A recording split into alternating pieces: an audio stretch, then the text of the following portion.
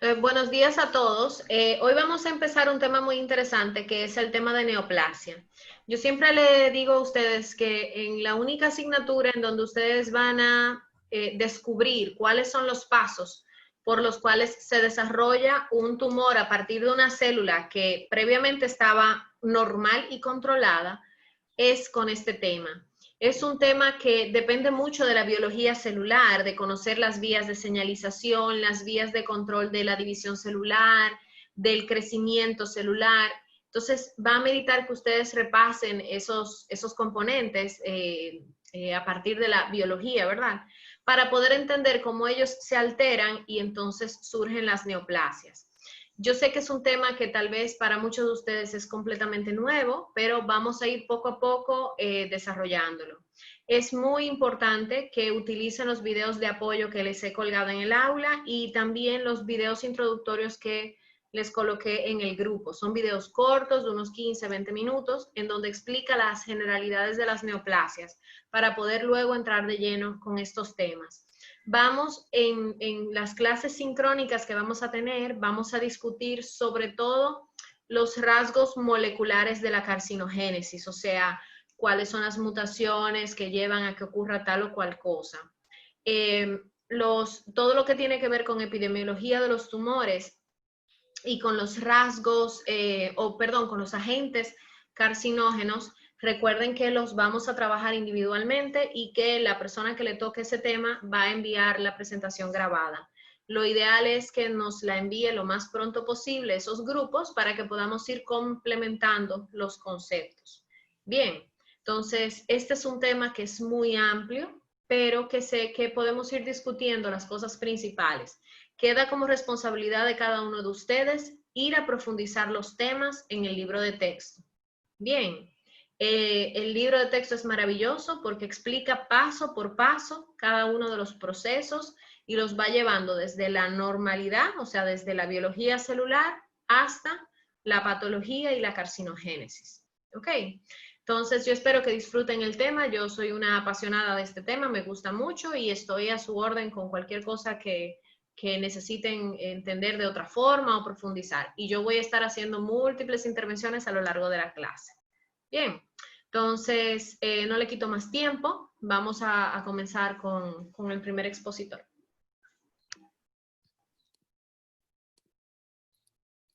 Muy bien, la primera soy yo, Joaquín Lorenzo, profe, para que sepa.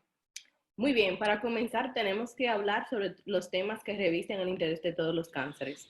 Para comenzar tenemos que entender que el daño genético no letal es un elemento esencial para el desarrollo. Es decir, todas las cosas que podemos adquirir, por ejemplo, del ambiente, puede ser por pesticidas o por una hepatitis, va a llevar a que tengamos o que exista el potencial de que se desarrolle un cáncer. El segundo es que un tumor se forma por la expansión clonal de una sola célula precursora que ha sufrido daños genéticos. Aquí le coloqué esta imagen lo explica de la manera más simple. Tenemos una célula normal que va a adquirir esa primera mutación. Y esa primera mutación va a ser llevada a través de todas las divisiones que lleve esa célula. O sea, va a venir siempre el cáncer o el tumor, viene de una célula madre que se va a ir desarrollando y al final vamos a tener la formación de ese tumor que va a ser el conjunto de todas esas células, de todas esas mutaciones que se fueron replicando. Perfecto. Entonces también después tenemos los objetivos principales de las mutaciones causantes del cáncer. Aquí vamos a tener protoncogenes. No lo voy a desarrollar mucho en esta diapositiva porque van a ser cosas que voy a ir desarrollando a través de la presentación. Que lo más que tienen que entender de ellos es que estimulan el crecimiento en células normales y luego van a ir desarrollándose. Están los genes supresores de tumores, están también los genes que regulan la muerte programada y genes de reparación de ADN. Entonces, esta otra pequeña imagen también que vemos aquí, que comienza todo con una célula normal, como ya sabemos. Había también mencionado que comienza todo por una mutación iniciadora. Y esta mutación básicamente no quiere decir que en los tumores hay células como dianas, que todo va a comenzar por esa y luego va a comenzar el desencadenamiento de lo que viene. Entonces, viene esta célula iniciadora y aquí van a ver una mutación que va a inducir la carcinogénesis. Y esto es algo que va pasando a través del tiempo. Se van a ir acumulando las mutaciones que van a afectar la integración del genoma. Y a través de todo esto, al fin es lo mismo que ya había mencionado. Son todos esos aspectos que van a llevar a que se cree el tumor. Y algo que tengo que resaltar también es que los cánceres se consideran que son heterogéneos. Eso es mucho. Y también que ya a partir que se venga a hacer un diagnóstico de cualquier cáncer, van a ver aunque sea 30 divisiones celulares, cuando ya tú llegas al médico que digan, ok, ya tenemos que entender que esa mutación se ha ido dividiendo muchas veces sucesivamente. Enfatizar brevemente unos cuantos conceptos antes de llegar ahí. El primero es que el primer paso para que ocurra la carcinogénesis es que, o la primera condición es que debe de haber un daño genético no letal. O sea, se daña el ADN, pero la célula con los mecanismos con los que cuenta no entra en apoptosis, no entra en senescencia y sigue con la capacidad de dividirse. Sigue viva y se puede dividir. Eso es lo que se conoce como daño genético no letal. Entonces, a partir de esa célula lesionada, mutada, va a empezar a surgir un clon de células. Por eso se dice que las neoplasias son clonales. Un clon de células que van a compartir esa mutación iniciadora, esa primera mutación, esa mutación de base, pero que a lo largo de las siguientes y subsiguientes divisiones van a acumular nuevas mutaciones, porque ya son células que están genéticamente inestables.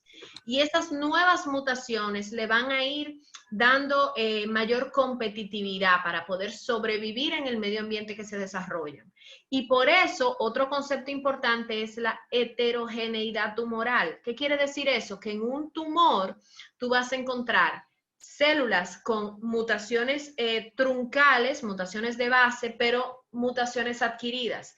Y por eso, si tú le das un tratamiento a un tumor, algunas células mueren, pero otras son resistentes. Y es porque ya han desarrollado mecanismos para ser resistentes a ese tratamiento. Y de nuevo, repito el término heterogeneidad tumoral. Un último concepto, brevemente, es este que estoy subrayando arriba. Muchas veces pensamos que las neoplasias surgen solo cuando se daña el ADN, cuando el ADN en sí mismo o se muta, o se trasloca, o se delesiona, o se invierte, que hay un problema en la cadena, o sea, físicamente en la cadena del ADN. Pero se sabe también que hay daños que están en proteínas que controlan al ADN, que pueden desarrollar tumores y que no necesariamente hay un daño estructural en la molécula bicatenaria.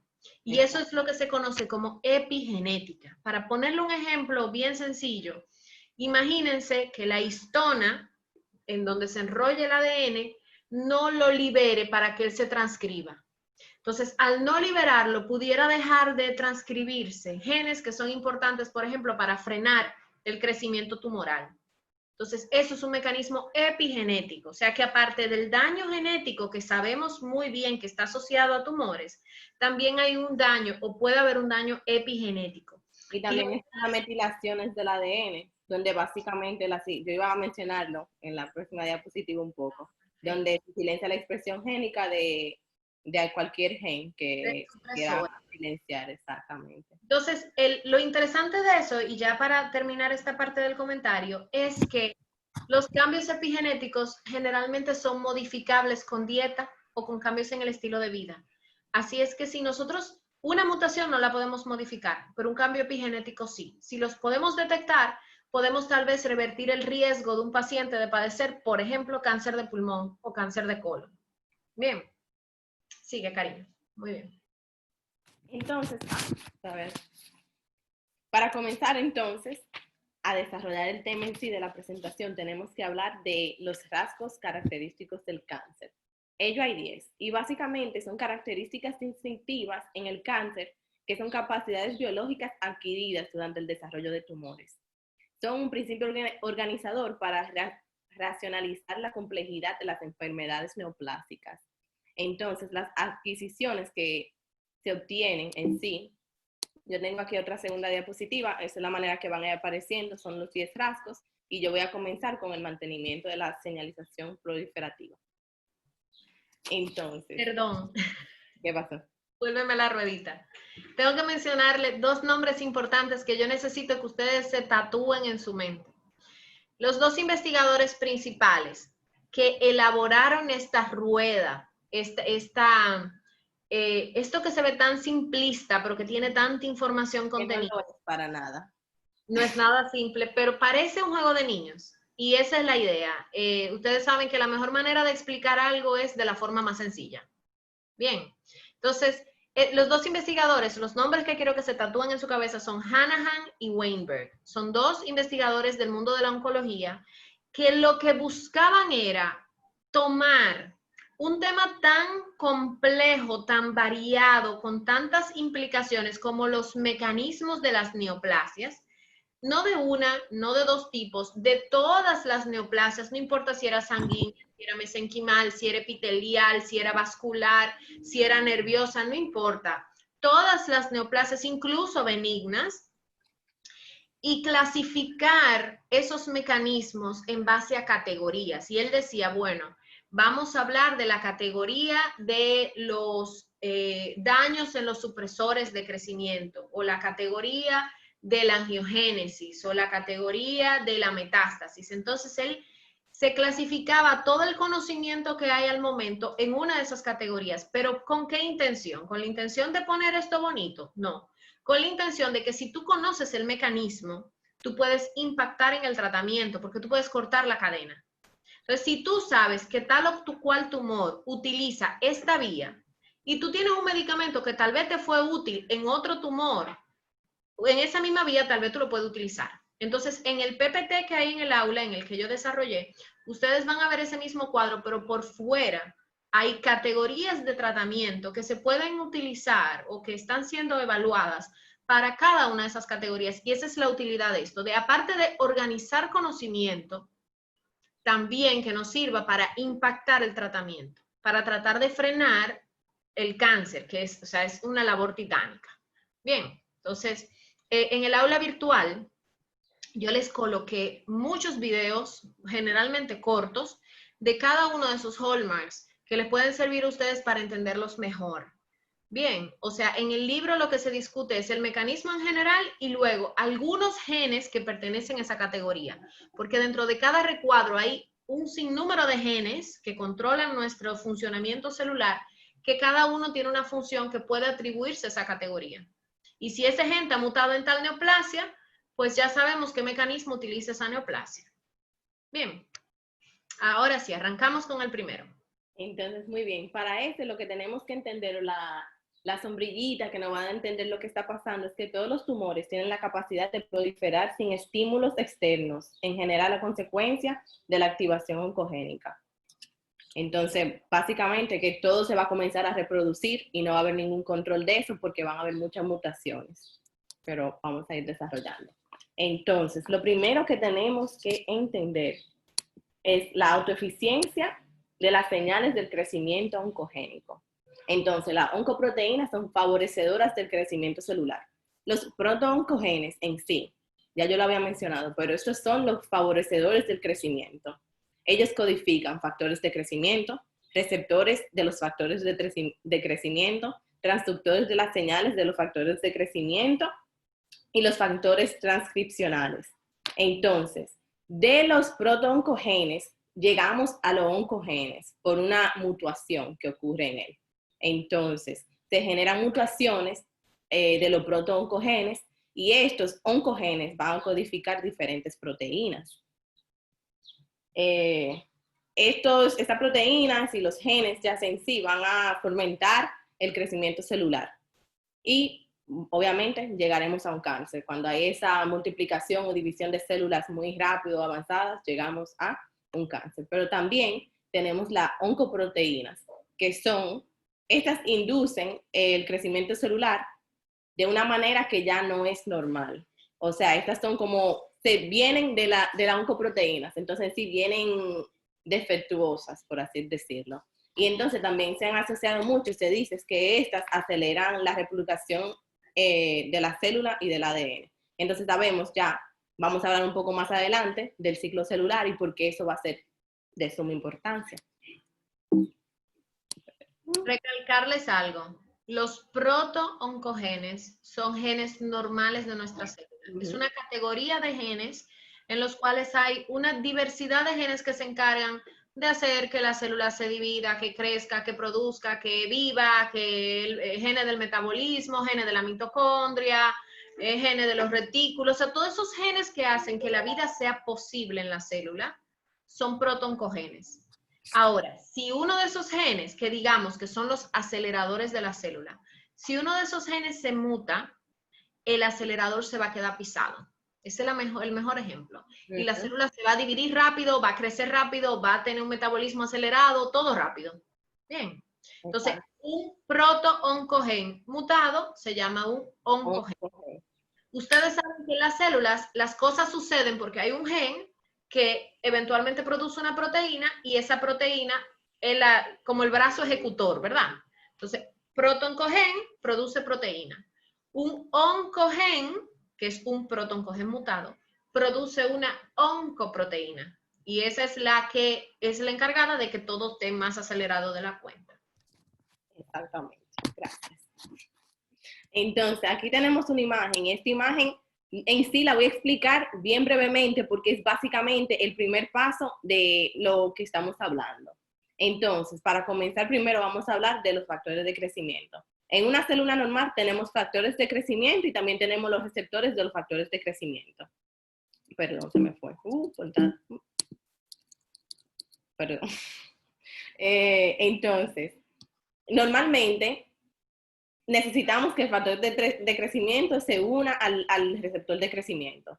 Y así se va a comenzar a ver una división de células. Pero obviamente, en las células normales es un proceso que está sumamente controlado. No se van a dividir muchísimas células a la misma vez, no, es completamente controlado. Sin embargo, cuando estamos hablando ya de cáncer o neoplasias o tumores, usualmente no se necesita ni un factor de crecimiento ni el receptor. O sea, pueden estar mutuados aquí y como quiera se va a dar, que es lo que la profesora está diciendo.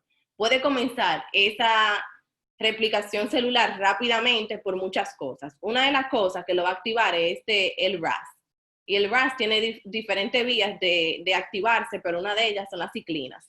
Yo voy a hablar más de eso en adelante, pero esta es como la visión overall de todos los temas que vamos a hablar. Entonces, RAS se va a desencadenar, va a activar, y esto es lo que básicamente le dice a la célula: comiencen a dividirse.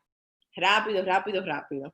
Pero el RAS tiene como vías subsecuentes también, que pueden activar la MAPK, que va a activar factores de transcripción, o también se puede ir por la vía de PI3K, que tiene otros factores más adentro, que también lo vamos a mencionar más adelante.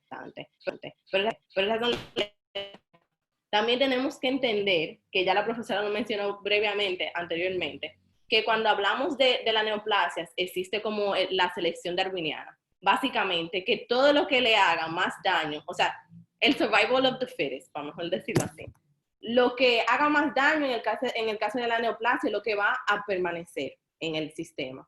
Entonces, si yo tengo algo que me va a ayudar a crecer, a crecer, a crecer, eso es lo que nosotros queremos, que se multiplique, porque queremos que se dé la neoplasia, pero no la queremos, pero queremos. Ok, vamos a seguir adelante. Entonces, dígame. Dale para atrás. Entonces, Perdón. Aquí se conoce como cascada de señalización. Cada vez que yo le diga cascada de señalización, me refiero a los eventos que suceden cuando viene un ligando, un factor de crecimiento, activa un receptor, se activan segundos mensajeros, le llega la señal al núcleo, generalmente a un factor de transcripción, y entonces activa el ADN y activa la división celular, etc. Esa es la cascada de señalización. Así es que nuestras células crecen normal.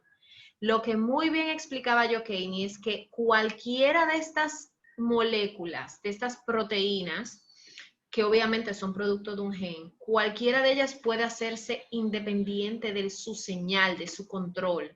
¿Qué quiere decir esto? que ese receptor que está ahí arriba solamente se activa y activa al RAS, que es el que le queda por abajo, si recibe el ligando. Pero si hay, eso en condición normal, si hay una mutación en ese receptor, él puede activar al RAS sin necesidad de haber recibido la señal. Por eso es que los tumores son independientes de la señal de crecimiento. Ellas mismas ya están preparadas a dividirse sin señal. Le pongo un ejemplo controlado de señal, una cicatrización. Ustedes van a tener un factor de crecimiento que digamos que es el factor de crecimiento fibroblástico, va a ir al receptor en el fibroblasto se va a activar, se van a transcribir genes que finalmente van a hacer posible que se produzca colágeno y se forma la cicatriz. Eso es un proceso normal y controlado de una cascada de señalización. Imagínense ahora que el fibroblasto produzca colágeno sin haber ligando, porque el receptor se volvió loco y empezó a mandar a dividir ese fibroblasto. Ya, o que en vez de producir colágeno, él se esté dividiendo, y eso es un tumor, porque no hay un estímulo que lo esté iniciando. Él está en automático. Por eso es que los tumores son difíciles de detener, porque ellos mismos tienen la capacidad de activarse. Bien, entonces la idea de la modernidad es identificar cuál de las vías está dañada. Porque, por ejemplo, si es RAS y sabemos que RAS activa RAF, yo tengo que buscar una manera de cortar la cadena para que no siga para el núcleo, cortándole por abajo para cortar la cadena, porque acuérdense que por arriba no le puedo cortar porque él es autónomo. Entonces no importa si yo corto por aquí, si el autónomo es él va a seguir mandando la señal para abajo. Entonces siempre en los tumores, aunque sea la misma vía, hay que identificar dónde está el daño para cortarle por abajo, para cortar la vía con un medicamento. Bien, ok, ya. Entonces, también tenemos los factores de crecimiento y añadiendo un poco más. Como ya la profesora había mencionado y yo comencé a mencionar, en las células normales vamos a tener, básicamente las células están aquí, esta imagen como que lo explica muy bien. Tenemos una célula normal y usualmente estas pueden ir adquiriendo su factor de crecimiento por vías, por los receptores, pero cuando tenemos un cáncer, el cáncer va a utilizar la acción parácrina y va a producir su propio factor de crecimiento, el cual va a desencadenar la cadena de la cual estamos hablando ahora mismo. Entonces, cuando hablamos del cáncer, la vía más común es la vía de la tirosina quinasa. Y estos tienen dos proteínas transmembrana, una con un dominio extracelular que se va a unir al ligando y entonces todo lo que está dentro del citoplasma. La actividad de la tirosina quinasa es activada de forma pasajera por la unión de unos factores de crecimiento. Y entonces esta actividad de la tirosina quinasa también va a ser un factor que va a ayudar a que se vayan adquiriendo pequeñas mutaciones a través del tiempo. Eso es algo que estaba en una de las fotos al principio, que básicamente pequeñas mutaciones a través del tiempo se pueden ir acumulando. Entonces, el receptor activado del factor de crecimiento intracelular va a dar el reclutamiento de moléculas como son la RAS y la PI3K. Okay. Entonces, como ya había dicho, la vía de tirosina quinasa es la vía oncogénica más veces mutuadas en las neoplasias humanas. Entonces, ¿cómo se pueden activar estas neoplasias? Puede ser por mutaciones puntuales, reordenamiento génico o amplificaciones génicas. Entonces, las mutaciones puntuales, tengo entendido que son ya el gen BRR1, es uno de ellos. Básicamente, ese gen aparece mutuado. Cuando ese gen aparece mutuado, se puede decir que este aparece mucho en los cánceres de pulmones, que es el factor de crecimiento epidérmico. También está el ERBB2, que codifica Hertz. Entonces, en este caso, el Hertz está siendo sobreexpresado y este se aplica a muchos cánceres de mama. Entonces, yo quiero hablar un poco más de específicamente el ERBB2, porque básicamente en este caso, este es importante porque es más sensible a pequeños factores de crecimiento. O sea, cuando el BR2 está mutuado, este es sensible a factores de crecimiento Y entonces aquí se va a codificar el HERTS-2 aquí. Y yo tengo una macro para irlo explicando. Y también le voy a decir por qué es importante. El último, el regeneramiento y fusionamientos. Este es otro ejemplo que voy a desarrollar. Pero básicamente cuando tenemos cromosomas que tienen que tener una cierta manera y por vías de señalización son traslocadas. Entonces, una parte de ese cromosoma se va a ir a otra parte. Yo tengo imágenes, no se preocupen si no entienden lo que estoy hablando directamente. Entonces, ¿por qué esto es importante? Básicamente, tenemos que saber cuáles mutaciones existen para poder dar un tratamiento efectuoso o que funcione. Y también tenemos que resaltar el problema de las neoplasias que son avanzadas o cancerígenas, que es básicamente ya cuando tú tratas de buscar un tratamiento, tú no vas a saber muy bien ni cómo comenzar a dar ese tratamiento porque van a haber tantas mutaciones que no siempre va a ocurrir lo que necesitamos. Entonces, cuando hablamos, por ejemplo, de los cánceres de mama, tenemos la aplicación del ERBB2 y entonces está la sobreexpresión del HERTS2. Y entonces, ¿cómo se va a tratar un cáncer de mama que presenta estas dos cosas? Se le ponen anticuerpos fármacos que bloqueen la actividad de HERTS2. Si esto funciona, ¿qué va a pasar con ese tumor? Bueno, va a cesar el crecimiento de ese tumor, entonces ya va a comenzar a pasar los procesos que normalmente tienen que pasar, que inducen la apoptosis porque se da cuenta, esto no da soportar replicando tan rápido, y también va a haber una regresión tumoral. Entonces, esta es la importancia. Si sabemos las mutaciones, podemos ver cómo se le va a aplicar un tratamiento a cualquier tipo de cáncer. Dos de los más que mencionamos fueron el BR2, que se encuentra en los tumores, en los cánceres de pulmones, y el BR2 se ve mucho en los cánceres de mama. Y entonces, ahora sí lo dijo, que es el problema clínico. Básicamente, que ya cuando un cáncer avanzado tiene subclones. Los subclones es lo que yo le estaba diciendo, básicamente. Que ya el tumor comienza de esa célula madre, que básicamente los subclones fueron todas esas células que hablamos del survival of the fittest. Entonces, todas esas cosas que pudieron pelear por los micronutrientes, por todo lo que necesitaba la célula, esas fueron las que se convierten básicamente en subclones. Esas son las más fuertes. Y esas son las que hacen que el cáncer se vuelva más maligno, porque ya tienen muchas mutaciones y se han demostrado ser la más fuerte de todas. Entonces, aquí tenemos la primera micrografía. ¿Alguien puede decirme qué piensan que esto es? Yo sé que lo tiene abajo, pero vamos a ignorar. Vamos a ver, porque esto es algo que ya hemos hablado muchas veces durante la materia. Vamos a ver, ¿qué tipo de técnica es eso? Exacto, ¿qué tipo de técnica? ¿Qué piensan que están viendo? ¿Es un HE? ¿Es un PAS? ¿Es un FISH? ¿Es una electrónica? Química. Exacto, es inmunohistoquímica. ¿Y de qué parte ustedes piensan? Estábamos hablando de cánceres y de dos genes específicos.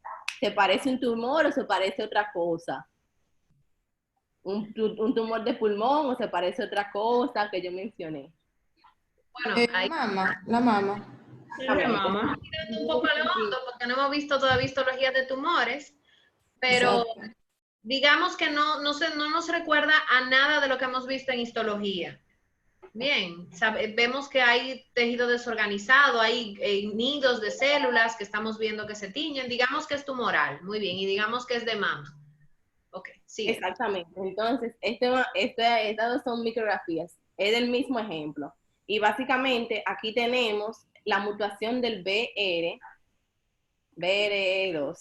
Y también, entonces, sabemos que cuando usamos la inmunohistoquímica se utiliza como el método antígeno-anticuerpo. Entonces, aquí se ve también la sobreexpresión del HERTS2 que ya estaba hablando. Y el HERTS2 se dice que es muy malo porque le da mucha malignidad a la célula. Permite que se multiplique bien rápido. O sea, eso es lo malo de tener un cáncer de mama específicamente en el cual el HERTS2 está sobreexpresado. Ok, entonces básicamente lo que se busca con esta tinción, que lo vamos a ver cuando lleguemos a patológica 2, es saber qué cantidad de receptores. Lo que ella está hablando es el receptor que está en la membrana. Entonces, en este caso, en el caso de pulmón y en el caso de mama, en vez de tener la cantidad normal, tenemos en exceso.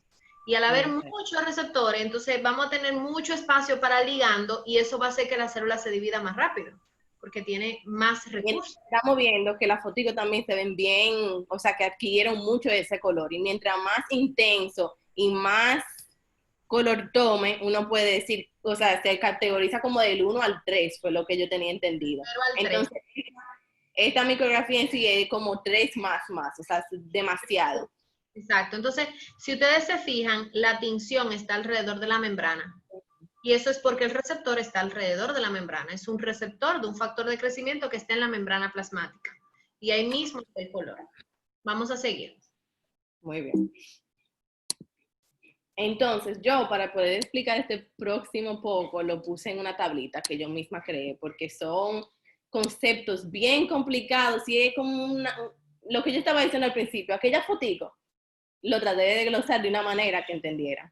No me los predisponga, Yokeini, por favor, eso no es complicado. Lo que pasa es que amerita un poco más información, ¿verdad, profe? No es mucho, pero hay que cogerlo por parte. Se puede hacer. Comenzamos. Ya habíamos hablado del RAS, ¿se acuerdan? En la primera fotico era la molécula que estaba arriba. Entonces, esta es un miembro de la proteína G que se asocia con las ciclinas y el CD4. Esta misma puede tener 4 mutaciones en sí, que son el HRAS, el KRAS y el NRAS. Cuando tenemos la presencia de la molécula señalizadora RAS, vamos a observar que básicamente esta no activa necesariamente la vía de la citosina quinasa. También, esta misma molécula señalizadora aparece en 90% de los carcinomas pancreáticos y los colágeno carcinomas. Y entonces, ¿cuál es el resultado de esta mutación en el proceso neoplásico? Básicamente, la célula recibe señales constantes para crecer. Entonces, va a haber mucha reproducción. O sea, cuando tú comienzas a presionar el acelerador y nunca para, eso es lo que pasa cuando tenemos el RAS presente. También tenemos el BRAF, que por igual a la RAS se activa por la cascada de quinasas y CD4. El libro no mencionó ninguna correlación a tumores, por eso no le puse nada, porque no me dijo en cuál aparece más o cuál aparece, bueno, es sí lo que le pasa al tumor, pero sabemos que van a favorecer los factores de transcripción. Si favorece los factores de transcripción, ¿qué sabemos? Que el daño que tiene, o sea, esa mutación se va a transcribir más. Y lo vemos presente en la totalidad de las leucemias pelúcidas, el 80% de los nevos benignos y el 60% de las melanomas. Perdón. Es una vía compleja también. Ajá. ¿Qué pasa? Peludas. Esta es una vía muy compleja. Básicamente viene el BRAF, pero se puede asociar a 1100 otras cosas, que es como una cadena. Básicamente, si tenemos este presente, viene otra cosita que causa una cosa y causa otra cosa y causa otra cosa. Pero lo más importante es que este se asocia a activador de transcripción. Si se tienen que llevar eso. Y también que aparece el 60% de los melanomas.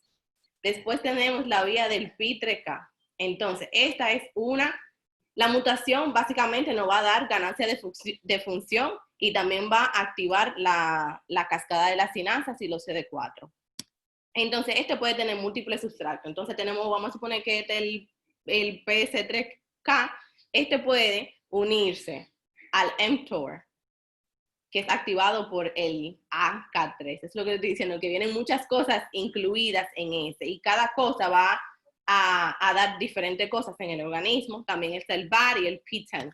Entonces, perdón, que a veces nuestra mente visualiza la señalización celular como lineal. Exactamente. Viaja al 2 y del 2 al 3 y del 3 al 4. Pero en la vida real es un poco más compleja de lo que tú enseñaste con la imagen del RAS. Las vías se entrecruzan. Entonces, por ejemplo, RAS puede activar a BRAF, pero puede también activar a PI3K. Y PI3K entonces tal vez activa una vía, pero activa otra por otro lado. Entonces, por eso a veces es tan difícil, aún identificando dónde está el problema, bloquearlo. Porque si la señalización trata de ir por aquí y no puede, se va a devolver por otra vía. Y esto es lo que permite que la especie humana sea tan resistente. Si yo no puedo hacer, si mi célula no puede hacerlo de una forma, va a buscar la manera de hacerlo por otra. Y la célula tumoral se aprovecha de eso. Y entonces, al tener tantas vías, por eso tú dices, la señalización puede ir por tal, porque realmente la célula tiene muchas vías para poder hacer una función, porque es imprescindible para la vida. Exactamente. Por ejemplo, si hablamos como del AK3, sabemos que este va a inhibir la apoptosis. Si tenemos el P3K y ese se une a su sustrato de AK3 que fue activado, o sea, por el mTOR, ya no va a haber apoptosis de las células cancerígenas. Entonces, ¿qué sabemos de eso? Va a haber una acumulación. De igual, cuando hablamos del VAR, esta básicamente no va a permitir que se le hagan hoyos a la membrana mitocondrial. Y si no se le hacen hoyo, obviamente va a ser lo mismo, va a seguir la actividad enzimática, por así decirlo.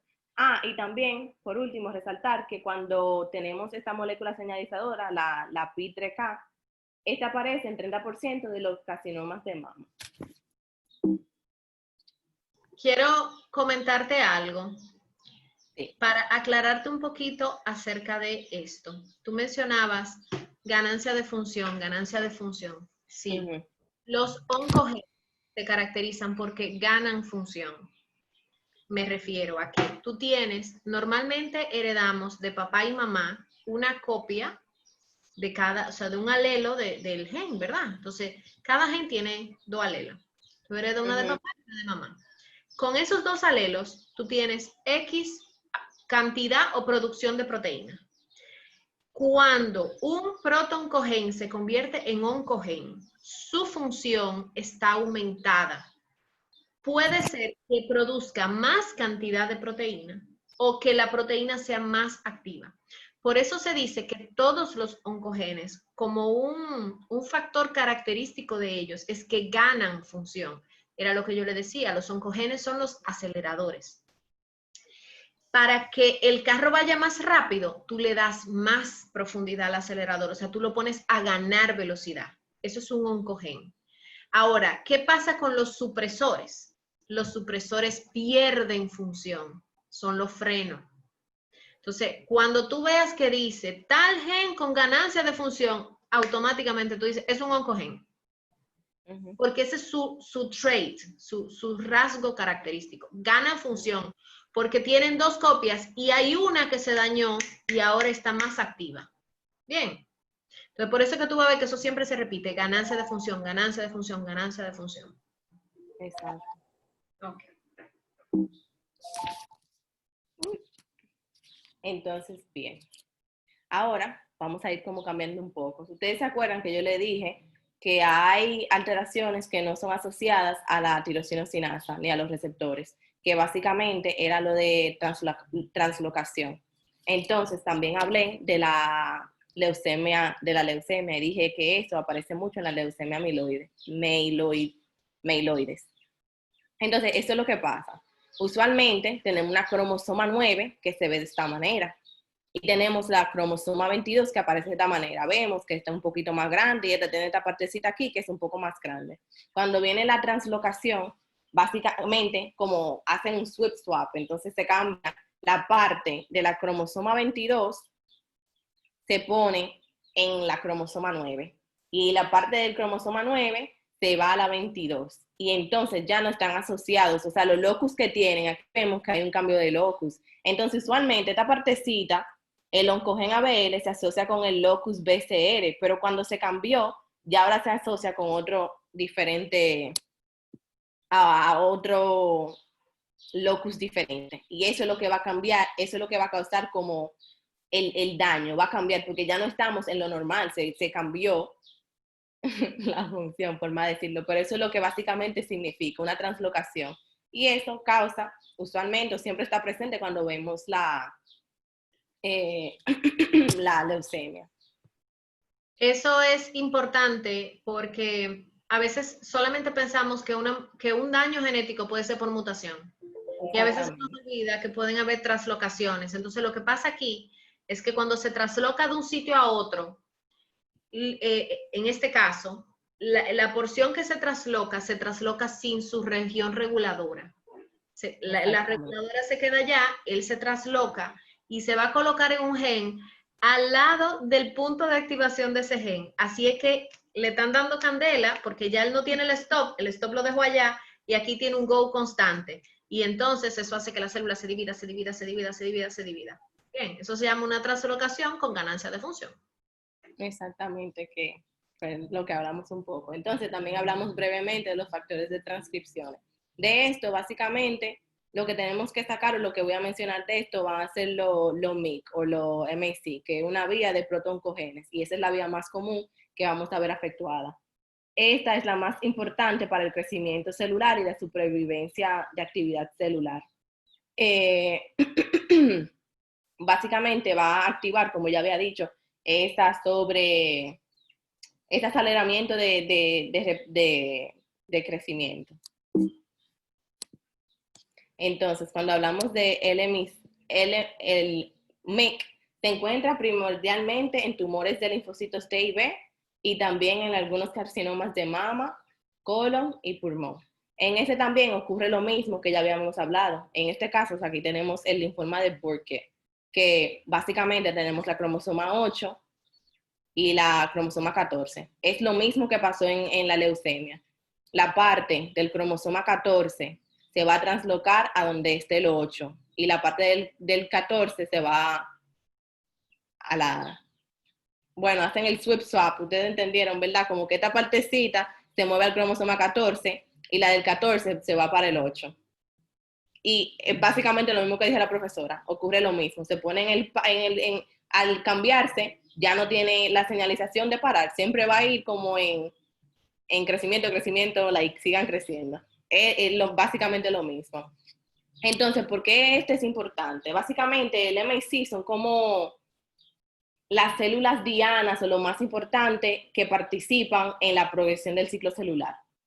Tienen varias funciones que se la puse ahí a modo de estilo y también van a ser otros temas que se van a ir desarrollando, otras características, pero vamos a seguir para dar un poco de tiempo. Entonces, aquí tengo 2 micrografías. La fui marcando. Esto, así es que se ve el tumor de Burkitt bajo el microscopio. ¿Y qué estamos viendo? Yo les fui señalando 2 cosas que son de suma importancia, que notemos, que se van a ver bajo la micrografía. Lo primero es que van a ver núcleos redondos y van a haber presencia de 3 a 5 los núcleos diferentes también, que vamos a ver que ya no son normales. Tenemos que se ve bien eosinófilo y también... Sí, y también aquí va a estar ocurriendo la mitosis frecuente, por lo que ya habíamos hablado. Y entonces, esta segunda micrografía es básicamente de lo mismo, pero en menor aumento. Y aquí se le llama un cosa tipo como Starry Night, cielo estrellado, si conocen la pintura de Van Gogh. Y estos punticos rosados que se ven aquí, bien brillantes, son los macrófagos, que van a ir comiéndose toda la cosa extra que quieren desechar. Y también vemos una forma típica, ¿sí? No, comentar que el MIC, aunque está asociado a ese tipo de linfoma, que es muy, muy importante, ustedes tienen que entender un concepto importante. Hay tumores que tienen una mutación que se llama driver, que esa mutación es la que inicia el proceso. Pero como tú decías ahorita, hay tumores también que a lo largo del camino van acumulando mutaciones que hacen posible su supervivencia, y esas se llaman mutaciones passengers. O sea, que van ayudando a que pueda invadir, que pueda metastatizar, que pueda metabolizar más, etcétera, que sobreviva. Entonces, en este caso, el linfoma de Burkitt tiene a MYC como mutación driver, como daño driver. Y es la que domina el cuadro. Pero muchos otros tumores, a lo largo del desarrollo, llegan a mutar a MYC, llegan a activarlo, a hacer que se exprese, porque es un factor de transcripción importantísimo en el núcleo y hace que el ADN se divida mucho. Y cuando yo tengo una célula que se quiere dividir, yo necesito muchísima síntesis de proteína, alterar el metabolismo. Así es que MIC es muy importante en la supervivencia de muchos tumores. Y es muy difícil de controlar porque es que está en el núcleo, o sea, se está en relación directa con el ADN. Muy bien. Entonces, para ya casi terminar, hablemos un poco. ¿Quién me puede introducir un poco el ciclo celular? O sea, ¿qué sabemos del ciclo celular? Específicamente de los 2 checkpoints que existen. ¿Quién lo define, el ciclo celular? ¿Cómo se puede definir? ¿Cómo se define el ciclo celular? En la manera más básica. ¿Qué tenemos que saber? ¿Cuál es la función del ciclo celular? Esa es la mejor pregunta. Vamos a ver, ¿qué es el ciclo? ¿Qué se obtiene con el ciclo celular? La multiplicación de las células. Ok. Eso pasa, pero vamos a suponer también que estamos hablando de neoplasias, ¿verdad? ¿Qué pasa? ¿Qué tiene el ciclo celular de importancia para que vaya controlando ese crecimiento de células? Las etapas. Esos serían los checkpoints. Exactamente. Eso mismo. Entonces, esa era la respuesta. Los checkpoints son sumamente importantes cuando estamos hablando de neoplasias también. ¿Por qué? Porque los checkpoints van a ser esos puntos que le dicen, güey, para, que hay un daño, no puedes seguir, vamos a tratar de reparar, y si no se puede reparar, entonces tenemos que llevar a la apoptosis. Si no se puede, ok. Pero en el cáncer en sí, en las neoplasias, a veces eso no importa. Entonces, el punto más importante para esta parte que yo expliqué es este checkpoint, el G1S. Porque aquí no va a determinar por qué las células están creciendo muy rápido. Y si están creciendo muy rápido, entonces, ¿qué va a pasar?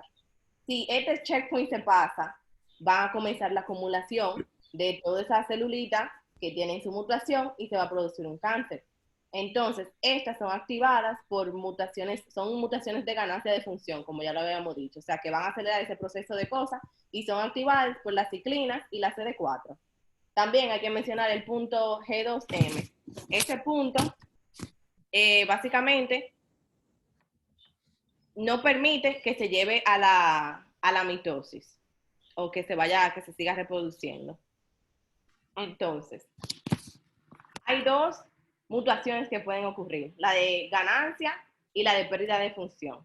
Entonces, para la de ganancia sabemos que son la CD4 y la ciclina, como yo dije. Y entonces está la de pérdida de función, que van a inhibir entonces la progresión del G1 al S. ¿Y por qué eso es de importancia para los cánceres? Porque si la transición del G1 al S,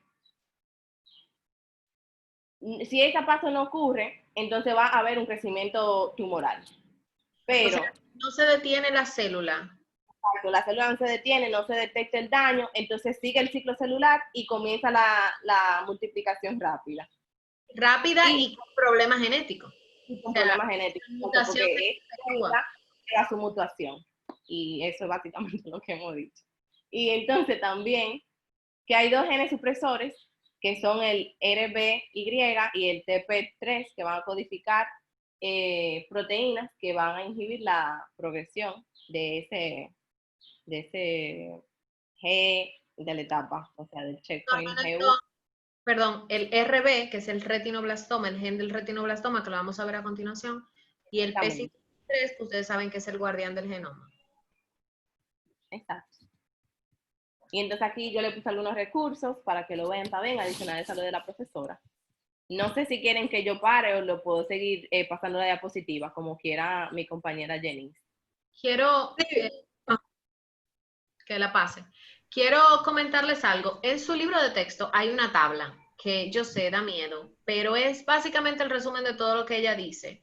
Es una tabla que si la pueden luego mandar por el Teams de los oncogenes, que está dividido por categoría.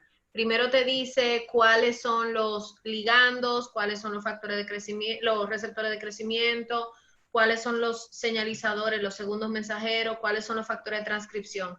Es muy importante esa tabla porque ahí te resume, te da las siglas, te da los tumores y también te resume cuál es el mecanismo. En un oncogen, los mecanismos principales son mutación, translocación Y también están dos que se parecen mucho en término, pero son diferentes, que son amplificación y sobreexpresión. Amplificación quiere decir que tú vas a tener más copias de esa proteína porque hay más copias del gen. O sea, en vez de haber 2 copias del alelo, uno de los alelos se ha multiplicado. Al estar amplificado, yo voy a tener mayor cantidad de proteína. Eso es amplificación. La sobreexpresión, yo voy a tener mayor cantidad de proteína, pero con las mismas 2 copias de los alelos, igual, en condiciones normales, lo que pasa es que se van a leer más rápido, y entonces eso me va a dar más copias. Al final, ambos se asocian a neoplasia porque hay más copias, por ejemplo, de un receptor que va a hacer que la célula se divida más. Entonces, ese cuadro va para estudio y va para examen y le ponen un asterisco. Tienen que aprendérselo. De ahí sale una pared. Yo se la voy a agregar entonces a la diapositiva antes de mandarla y también la pongo en el Teams, porque yo la puse, pero, o sea, yo la vi y la estudié. Visualmente no se... No, exacto, para mi presentación como que iba a asustar a la gente, ver toda esa cosa, porque es de una página, Sí, pero sí, yo la agrego. Pero entonces, la paro o sigo pasando la diapositiva. A mí no me importa. Ella dijo que siga. Okay, Sí, perfecto. puedes seguir, no hay problema conmigo. Okay. Vámonos a otro hallmark, uno de mis favoritos, los frenos, supresores del crecimiento. Vamos. Básicamente, Déjenme hacer un comentario al grupo que tiene que estar, los que no se han leído el tema, les comento que están tarde para empezar, tienen que empezar porque es largo, pero para que no se estresen, los 2 hallmarks más largos son el 1 y el 2. El resto son cortitos, así es que no se estresen, que la próxima clase acabamos el resto. Así es que vamos a entender porque ustedes no se imaginan lo que nosotros vamos a usar los supresores. Los supresores son los frenos de nuestras células. Y en todos los tumores, de una u otra forma, a la entrada o en el camino, se dañan los frenos, porque si los frenos están buenos, no hay tumor. Bien, vamos. Profe, básicamente, yo sé que hay muchos cánceres que se pueden identificar, o sea, por el historial familiar, que son de herencia genética. ¿Hay alguna manera de que, o a través de células madre, se puedan ingestar estos genes supresores? Que se le puedan colocar de nuevo al paciente, o sea, Sí. hacer ingeniería. Sí. Sí, de hecho sí. No sé si se está haciendo desde, o sea, ya al adulto. Sí sé que se puede hacer, por ejemplo, en embrión, si se detecta una mutación en línea germinal, pero tú sabes que eso es muy futurista, eso es Gattaca, ¿verdad? Eso es... Sí. Pero pues la idea es que lleguemos ahí. La idea es que no estoy muy actualizada en qué estudios se está haciendo ahora, te puedo investigar. Deben de estar trabajando con eso, porque eso se llama edición genómica. Bien, eso es ingeniería genética pura. Sí, eso básicamente utiliza lo que son las tijeras de CRISPR y... El CRISPR. Ok. Deben de haber muchísimos estudios corriendo. Yo no estoy actualizada en eso porque no es mi área, pero es un concepto sumamente interesante porque los supresores de hecho son los que se asocian a las mutaciones familiares, a los genes de predisposición, de cáncer de mama, de ovario, que es lo que vamos a ver ahora. Y vamos a discutir esa teoría un poquito. Ok, gracias. Qué bueno por introducirlo así se le levantan las antenitas a tu compañero y están pendientes del tema. Está bien. Vámonos, Jenice. Ok, perfecto. Teniendo presente lo que ya me dijo la compañera, que básicamente ya en el ciclo celular es básicamente la multiplicación básica de la célula, en la cual básicamente sabemos que las células normales dan un tipo de señal para que paren de favorecer lo que es la división.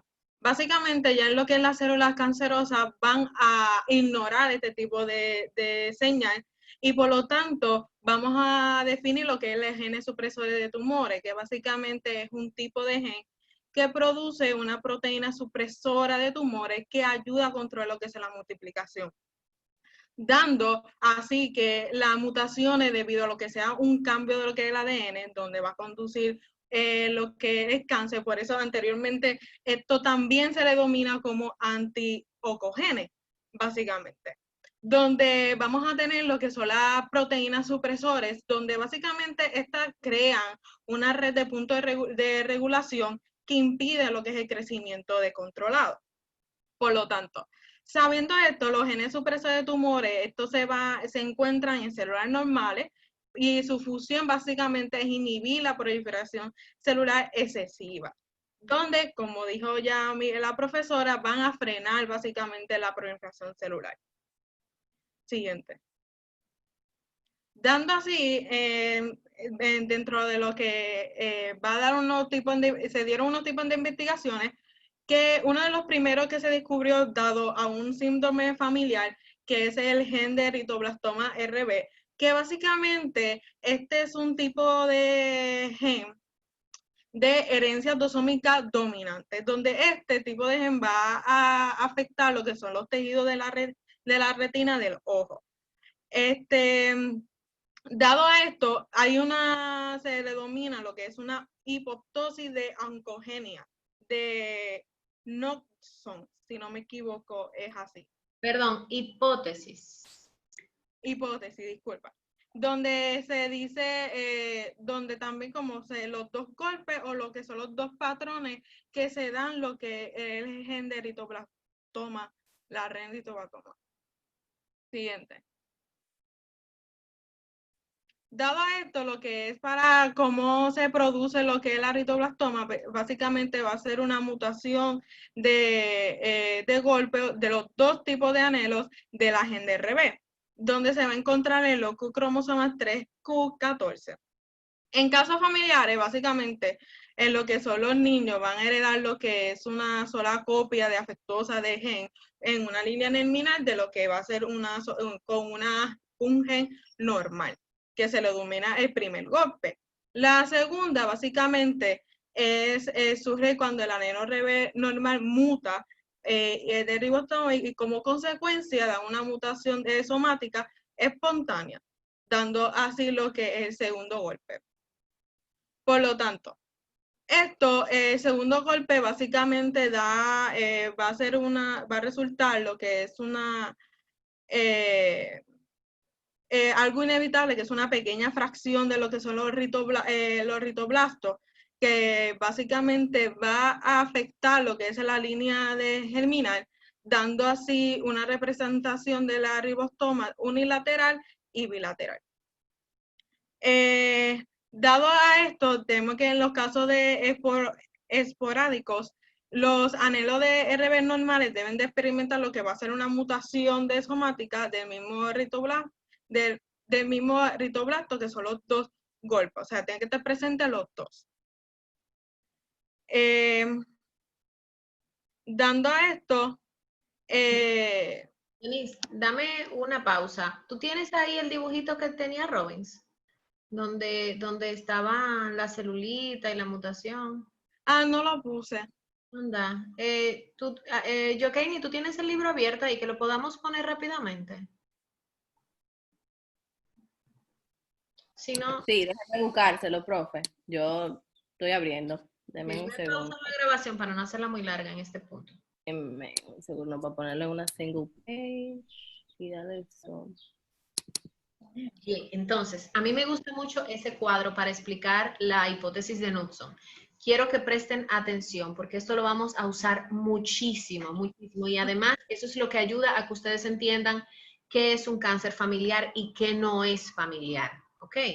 La mayoría de los cánceres asociados a supresores se dan en dos modalidades. En una modalidad familiar en la cual hay varios casos, no necesariamente del mismo tumor, pero asociados a la misma mutación en una familia, o una modalidad esporádica. ¿Quién describe esto? Lo describe Knudson. Dale un pelito para atrás, un poquito para atrás en el zoom para que se vea el espermatozoide que está abajo. Ok. Ok, entonces, Knudson estudiaba retinoblastoma. El retinoblastoma es un tumor de la retina de niños. Bien, entonces, ¿qué pasaba? Que él se dio cuenta que habían dos grupos que el retinoblastoma se comportaba diferente en dos grupos de niños.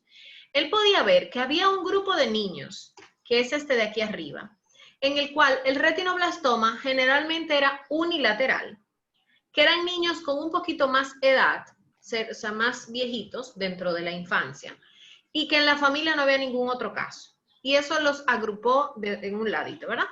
En el otro grupo, él veía que había niños que generalmente tenían afección bilateral, que en la familia habían otros tumores que se habían presentado en niños, en adultos, no importa, pero como que el papá tenía, que el abuelo, que el tío, y como que se podía ver una cierta relación entre los tumores, y que además este tumor, el retinoblastoma, además de aparecer bilateral, aparecía en una edad más temprana. Entonces, él investigó por qué estaban esas diferencias tan marcadas. Entonces, él se dio cuenta que, como sabemos, heredamos de papá y de mamá, de cada uno, un alelo de un gen. Entonces, digamos que papá y mamá, el ejemplo de arriba, ustedes no están viendo mi cursor, lo pongo ahora, papá y mamá, ambos tenían sus alelos del gen retinoblastoma normales. Óvulo espermatozoide, me forman mi cigoto, normal. Todas estas son mis células somáticas. Célula del hígado, del estómago, de la glándula salivar, de la retina, del cerebro. Todas mis células de mi cuerpo tienen mis dos alelos normales. Por alguna razón, ya sea radiación ultravioleta, silenciamiento, mutación espontánea, por una razón X, una de las células de la retina muta un alelo. Ahora, yo le dije ahorita, si esto hubiese sido un oncogen, ya se hubiera desarrollado el tumor ahí. ¿Por qué? Porque cuando hay una mutación, en un oncogen hay una ganancia de función y eso acelera el metabolismo, acelera la división. Pero esto es un supresor. ¿Qué significa eso? Que para que se dañe el freno del carro, se me tiene que dañar el pedal y la emergencia. Por eso tenemos dos copias. Si se daña una, la otra sustituye, ¿cómo es que se llama? Compensa la función del perdido y se mantiene la función. No pasa nada. Perdí el pedal, pero me quedo con mi emergencia en la mano. Tiene que venir un segundo daño en el otro alelo para que se pierda la función de esa proteína, ya no se sintetice esa proteína y entonces se desarrolla el tumor. Bien, por eso esta teoría también se llama teoría de los dos hits. Un primer hit que causa el daño en el primer alelo y posteriormente un segundo hit que puede ser por otra razón diferente. Tal vez la primera fue por radiación ultravioleta y en la segunda fue por mutación espontánea o por silenciamiento epigenético, por metilación. Bien, por dos causas diferentes, pero el otro alelo se daña. Y ahí viene el tumor. Entonces, eso lo describe como el cáncer esporádico. ¿Cuál es el otro grupo? Los niños de bilaterales, de edades jóvenes, historia familiar. Bueno, él decía que el papá o uno de los progenitores tenía uno de los alelos dañados. Bien, en la línea germinal, en su célula gonadal.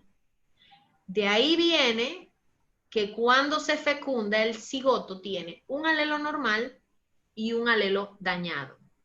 Y cuando se divide en células somáticas, todas las células del hijo van a tener ese alelo dañado, porque está desde la primera célula. Y todas las células hijas van a ser con ese alelo dañado y el alelo sano. ¿Tiene el niño tumor? No, porque tiene una copia normal. Tiene un freno todavía. ¿Cuándo viene el tumor? Cuando en la célula de la retina se dañan los dos alelos. Fíjense que aquí no hay tumor, ni aquí tampoco, solamente en este. Porque aquí todavía tiene un alelo normal.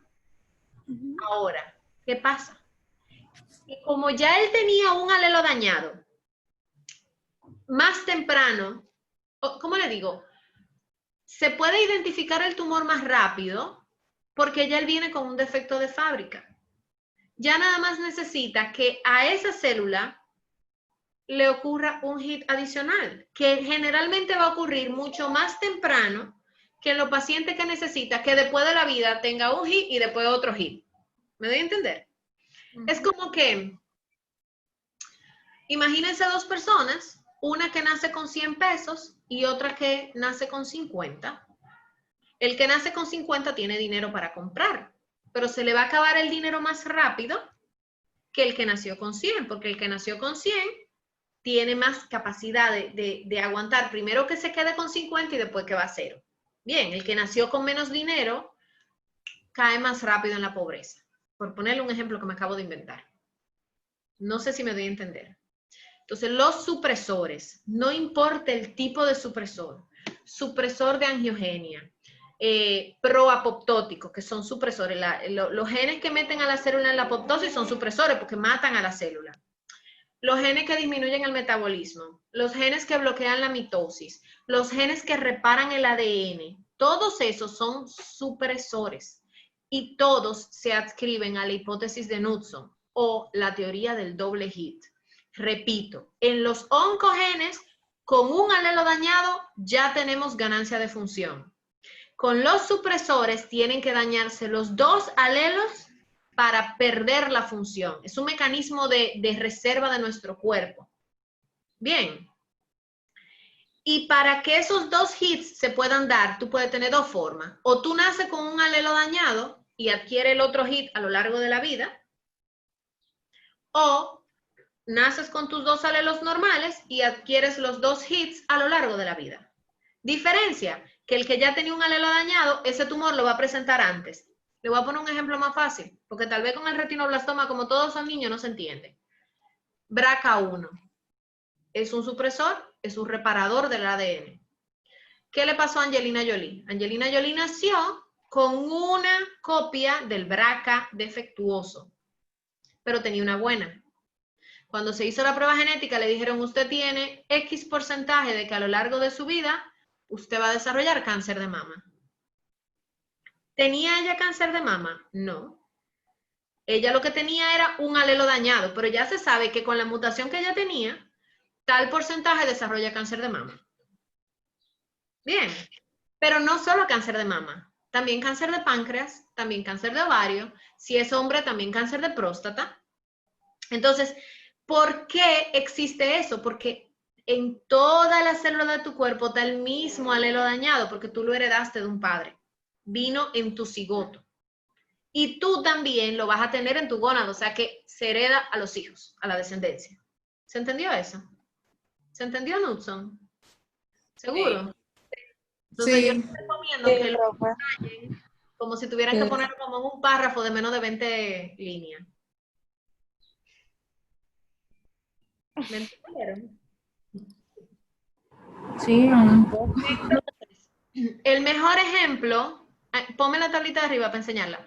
El mejor ejemplo de esto es el freno y el acelerador. Señores, los oncogenes son aceleradores, pero si tú tienes un buen freno, si tú tienes tu alelo bien de tus supresores, no importa qué tanto tú aceleres, ese carro no se va a mover.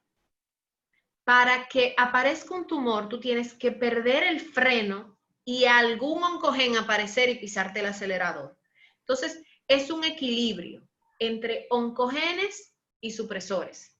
Siempre a ganancia del supresor. La célula siempre trata de suprimir cualquier crecimiento de esto. ¿Ok? Pero a veces se pierde el freno y hay un acelerador que se activa y viene el tumor. ¿Qué implica esta tabla? Esta tabla implica a los supresores de acuerdo a su mecanismo de acción. Estos inhiben la mitosis. Estos bloquean el ciclo celular, que era lo que estábamos hablando ahora, el RB. Espérense, no me la mueva, que se mueve la cosita. Estos inhiben el metabolismo. Ahí el más importante, el von Hippel-Lindau, el VHL. Ahora sí, muévelo. Este que está aquí inhibe la invasión y la metástasis. Si se acuerdan de la caderina E, es el que hace que las células se mantengan unidas. Entonces, si se rompe ese gen, si se daña ese gen, se rompe la unión y las células se pueden desprender. Importante en cáncer de colon, cáncer de estómago, cáncer de mama, etc. Este, guardián del genoma, por supuesto. O sea, cualquier cosa que dañe el P53 hace más propenso que aparezca un oncogen ahí y se aproveche de la ocasión. Aquí están los BRCA. Aquí quedó tapado, pero están los genes, estos son la categoría de reparadores, ahí están genes de los microsatélites. Y estos que están ahí, que tienen mecanismo desconocido, el primero está asociado a un tumor de riñón de niños, que se llama el tumor de Wilms, y el segundo a tumores de glándulas endocrinas. Entonces, ¿qué ustedes se tienen que aprender de ese cuadro? Aparte de la categoría, el gen principal de ahí, ¿verdad? Dale para arriba, por favor. Quiero que vean. Ahí está el mecanismo, ¿verdad? En qué funciona, eso lo leen, pero eso es un poco más profundo y no tenemos mucho tiempo para entrar en toda esa profundidad. Sí, si van a estudiar fuera y van a tomar los USMLE, eso se lo exigen. Bien, le van a decir cuál es el gen que utiliza como mecanismo tal, que está involucrado en tal vía. ¿Ok? Para que sepan que eso lo volverán a ver en algún momento de su vida, por lo menos entiendan de dónde viene y puedan profundizar en ese momento. Pero lo que sí quiero que recalquen es esto. Fíjense que hay 2 columnas de tumores. Ya ustedes entienden por qué, por ejemplo, el RB, cuando está en línea germinal, que es el síndrome familiar, se asocia al retinoblastoma y otros tumores. Pero aquí, a mí me gustaría que ustedes luego le agreguen la palabra, que creo que a Robbins como que medio le faltó, de esporádico. ¿Qué pasa cuando yo nazco con mis alelos normales y adquiero los 2 y a lo largo de la vida? Entonces, estos son los tumores esporádicos que pueden aparecer relacionados a RB. Para coger otro ejemplo, que lo vamos a ver ahora, APC, asociado a carcinoma familiar de colon, pero también fíjense que esporádico se asocia a carcinoma de colon. Diferencia, que en el familiar va a ser un muchacho de 20 años y hay más casos, un hermano, un tío, el papá, de cáncer de colon en la familia, mientras que el esporádico va a ser a los 60 años y a veces no hay ni siquiera historia de cáncer en la familia. Entonces miren la diferencia, lo amplia que puede ser en cuanto a la edad. Cuando ustedes vean un tumor que es común en edades avanzadas y lo ven en un joven, piensen en un síndrome familiar y pregúntenle de una vez, ¿en su familia hay alguien más que ha tenido cáncer? ¿A qué edad? ¿Y de qué? A ver si la mutación de base, acuérdense que no tiene que ser necesariamente el mismo tumor. En el BRCA puede ser ovario, páncreas y próstata. A veces ni siquiera hay mama. Bien, pero la mutación de base es la misma. ¿Ok? Pero se expresa en un órgano diferente. Porque acuérdense que tiene la mutación en todas las células del organismo, así que se puede expresar en cualquier órgano. ¿Quedó claro esto? ¿Sí? ¿Quieren que les repita algo que no entendieron?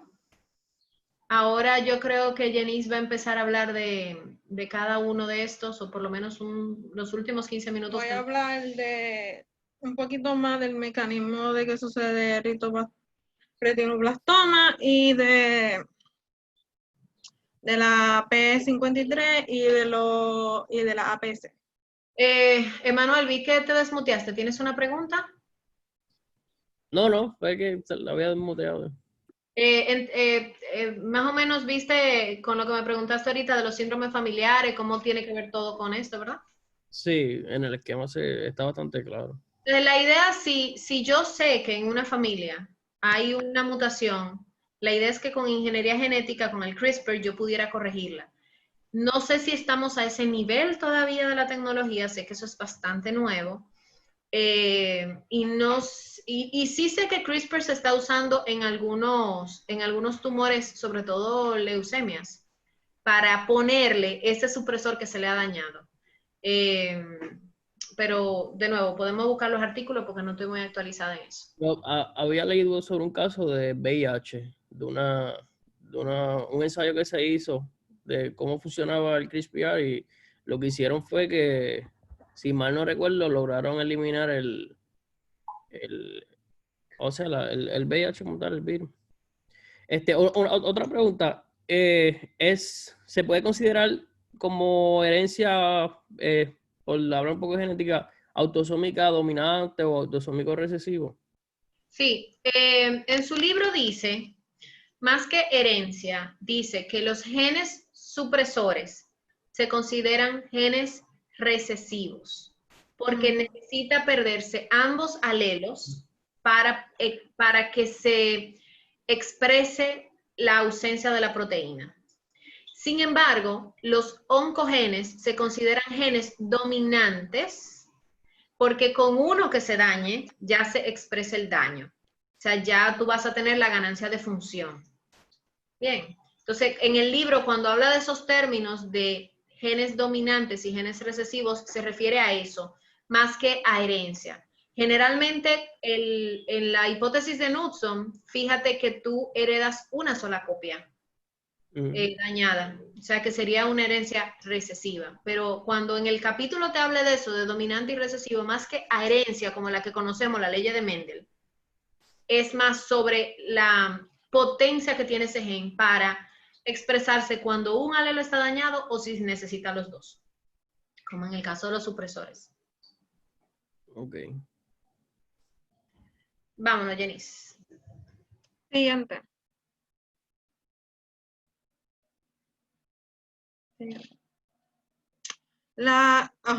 Principio. Antes de empezar ahí. No, el otro. Ahí. Ok, la retinoblastoma, como lo dicen en el libro, se considera como la gobernadora de la proliferación. Básicamente vamos a tener 3 puntos importantes, que va a ser lo que es la regulación negativa de lo que va a ser la transición de lo que es ciclo celular de G1, de la fase G1 y la fase S. Segundo, el estado de hiperforilado de inactivas, ya sea por lo que va a ser las células quiescentes. Y tercero, el estado de hipofosforilado activa. Vamos a tener presente que la alteración de esta va a ser de 2 formas. Primero, va a ser una mutación de pérdida de lo que es la función de los anelos, que se dijo ya anteriormente. Y segundo, va a haber un desplazamiento de lo que es la hipofosforilado activa hacia lo que es el estado hipofosforilado inactiva. Donde vamos a ver en el siguiente que está el mecanismo de cómo sucede esto. Ok. Básicamente vamos a tener que, de todo lo que básicamente progresar lo que son la decisión de la célula, ¿verdad? Desde lo que es la G1 hasta lo que es la S. Una vez que sabemos que entra lo que es la fase S, va a crear lo que va a ser la mitosis.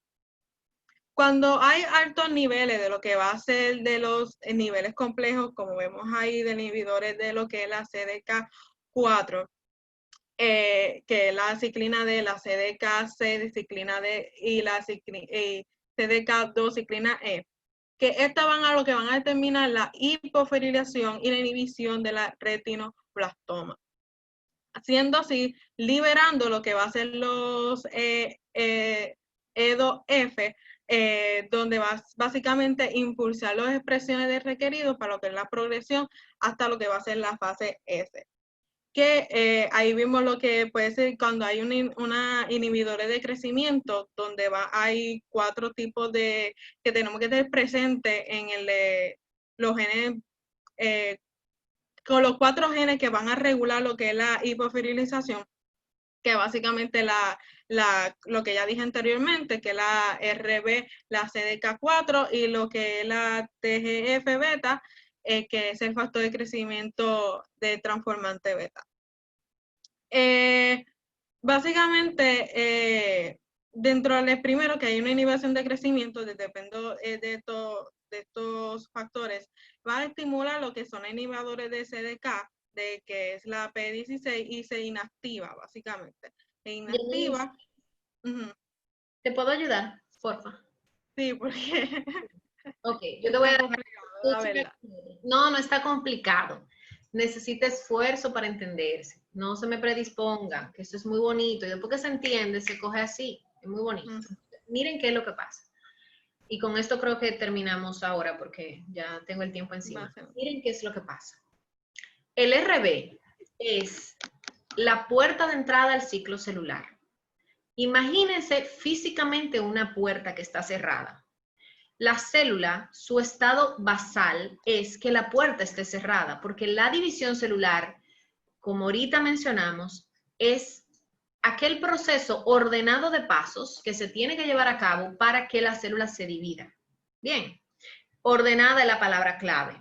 Entonces, para que la célula pueda dividirse, primero tiene que tener lo necesario para poder entrar a la división.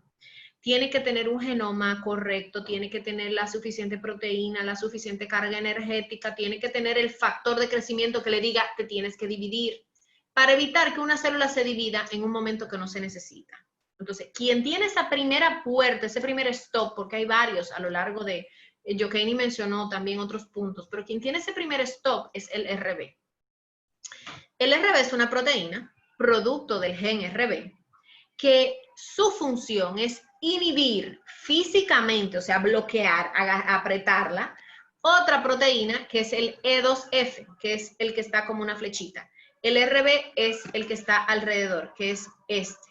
Bien, entonces, en condiciones normales, cuando la célula no se tiene que dividir, por ejemplo, cuando hay un inhibidor de crecimiento o cuando no hay factores de crecimiento, RB está hipofosforilada, tiene pocos grupos fosfato, lo que significa que ella tiene hambre y está abrazando a E2F.